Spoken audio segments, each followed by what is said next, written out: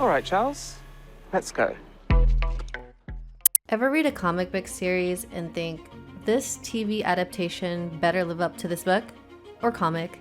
Dead Boy Detectives, yup, those two ghostly gumshoes, Charles and Edwin, have made it to TV. And we're here to see if the show does them justice. Are they really that good? Well, grab some popcorn and let's find out. If you're new here, Dead Boy Detectives started out as a comic book series created by Neil Gaiman. These guys first showed up in The Sandman, number 25, way back in 1991. Our heroes, Charles Rowland and Edwin Payne, decided that being dead wasn't enough to stop them from solving mysteries. But how does the TV show stack up against the legendary comics? Let's get into it. So, the TV show, it's like kind of like someone took the comics, sprinkled a bit of Hollywood magic on them, and then served them up with a side of spectral sass. Let's break it down. That girl's room is wallpapered with anime and loads of pictures of guys. You shouldn't be going in there. First off, the origins of these dead detectives are pretty rooted in the Sandman universe. Thanks Neil Gaiman for giving us a pair of detectives who are literally too dead to quit. Charles Rowland, a kid bullied to death, quite literally, meets Edwin Payne, who died at the same boarding school years before. Talk about a ghostly meet. Cute! Together they tackle supernatural mysteries because, well, what else are you gonna do when you're dead? Their decision to stay on Earth and solve mysteries instead of moving on is both touching and a little bit tragic. It's like if Scooby-Doo had an existential crisis. The TV show nails this perfectly, keeping the eerie vibes while adding some extra charm and wit. Alright, let's talk about our two leading lads. In both the comics and the show, Charles and Edwin are more than just ghost detectives. They've got layers, kind of like spooky onions. I'm glad you told me. Well, I'm very open-minded and also very concerned about bursting open. Honestly, I just find her so charming. Charles is a pragmatic one. Imagine Sherlock Holmes, but with a lot more baggage and a lot less life. His backstory of bullying and neglect makes his determination to solve cases all the more poignant. Edwin, on the other hand, is your Victorian ghost buddy, bringing old school charm to the mix. Died in the earliest 20th century, so he's got that whole confused by modern technology thing going on, which is always good for a laugh. His loyalty to Charles makes him a total sweetheart, even if he's, dead. Together, they're like the ultimate undead buddy cop duo. The TV show gives them more screen time to flesh out, pun intended, their characters and their bromance. It's like watching your favorite comic book come to life, but with more snark and special effects. Next up, let's chat about the art in the comics and the cinematography in the TV show. The comics have had a bunch of different artists over the years, each bringing their own spooky spin to the series. To take initiative, Nico. Sign of a great detective. The artwork in Dead Boy Detectives is dark, atmospheric, and just the right amount of creepy. Think Tim Burton, but with more ghostly detectives and less Johnny Depp. The TV show, though, takes it to another level. The cinematography is on point, using shadows and lighting to create a haunting vibe. The sets are meticulously crafted to bring the comic's eerie world to life. The combination of stellar cinematography and captivating art in both mediums makes sure you're always on the edge of your seat, whether you're flipping pages or binge watching.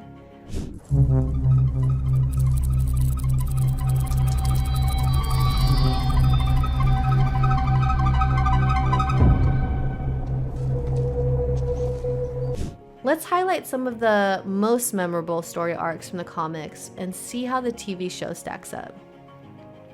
One of my favorite arcs from the comics is The Secret of Immortality.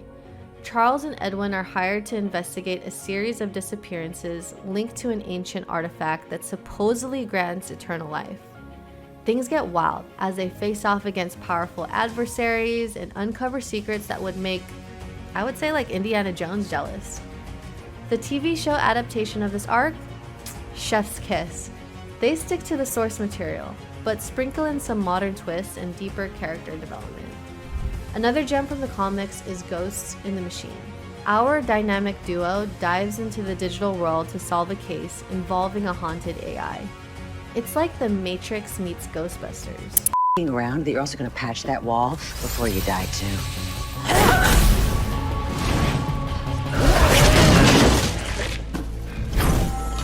Now I know I left one in here somewhere. The show doesn't disappoint here either. The visuals are stunning and the plot is even more intricate, making it a standout episode. And then there's A Case of the Missing Souls, a story that hits you right in the feels. It explores a boy's own fears and desires, making it a deeply personal and resonant tale. The TV show takes this story and runs with it, delving deeper into Charles and Edwin's emotional journeys. Now, Dead Boy Detectives isn't just about solving mysteries, it's about friendship and loyalty and the big spooky afterlife. Both the comics and the TV show dig into some deep philosophical stuff, making you think while you enjoy the ghostly antics. The series has a dedicated fan base that's been inspired by its themes and characters. From spin-offs to fan art to cosplay, the impact of Dead Boy Detectives goes beyond the pages and the screen. Honestly, how many more pennies do you need? Delivery! Oh, bloody hell. Why do you always just popping up? Where do you even come from? Charles and Edwin resonate with fans because they're more than just detectives. They're basically just figuring out life, or in this case, death. Anyways, just like the rest of us. Their journey of growth, resilience, and hope makes Dead Boy Detectives a series that sticks with you long after you've read the last page or watched the final episode. Of course, no series is perfect. The comics have had some inconsistencies in the artwork due to the rotating artists, though. Some storylines felt a little bit rushed, I think, while others could have been fleshed out more. And then the TV show has its own hiccups. A few episodes suffer from pacing issues, and some plotlines feel either too rushed or too slow. But hey, nobody is perfect. Despite these minor bumps, the overall quality of both the comic series and the TV show is high. The character development and storytelling are top-notch, keeping us coming back for more ghostly goodness. There's always room for improvement, but Dead Boy Detectives consistently delivers engaging and thought-provoking content that keeps us hooked. Are the Dead Boy Detectives really that good? I mean, in short, absolutely. Both the comic series and the TV show offer a unique blend of supernatural mystery, emotional depth, and compelling characters that make them stand out. You're supposed to be the goddess of wronged women, right? This witch, she took your gift and then she killed hundreds of little girls to stay young! Charles and Edwin's adventures are filled with heart, humor, and just the right amount of spookiness. So whether you're a longtime fan of the comics or new to the TV show, there's something here for everyone. If you haven't checked out the series yet, I highly recommend it, and if you're already a fan, then you already know what's up. These ghostly detectives are a delight to follow, and their stories are sure to leave a lasting impression. Now check out this video to see the 10 movies that I'm super excited for coming in 2024.